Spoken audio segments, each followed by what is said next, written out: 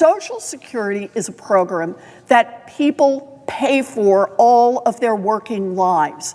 73 million Americans depend on Social Security, and they paid for those Social Security benefits. Out of every paycheck, they were putting money into the Social Security system on the sacred promise that when the time came that they were no longer working, they would be able to count on Social Security for food, for a roof over their heads, for some real financial security. Elon Musk and Donald Trump are breaking that sacred promise. It was Congress that passed the laws that created Social Security. And it is Congress and only Congress that can cut those Social Security benefits. So you would think Elon Musk and Donald Trump, Republicans are in the majority right here in the Senate, over in the House of Representatives. If they really want to cut Social Security, then do it out in the open and introduce a bill. Have your Republican buddies introduce a bill to cut Social Security benefits. But no, they know that cuts to Social Security are deeply unpopular, deeply unpopular.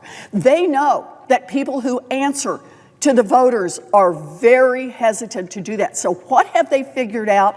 A backdoor way to come in and cut Social Security. And how do they do that? Make it harder to correct an error. Make it harder to apply. Make it harder to get any help if your check doesn't arrive. They're closing Social Security offices. So instead of being able to go to the office near your home, you may have to drive an hour or 2 hours or 3 hours to get to a Social Security office. And what if in your 60s, in your 70s, in your 80s, in your 90s, you're not able to drive?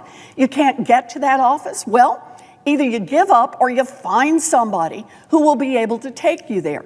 But even after you get there, you can't get the problem solved because there aren't enough people. If the Social Security office closes before you can actually get to the front of the line, too bad. Why impose that kind of misery on people around this country? Only so that Elon Musk and Donald Trump can pay for tax giveaways to a handful of billionaires and billionaire corporations. This is fundamentally wrong. We need to get our priorities straight.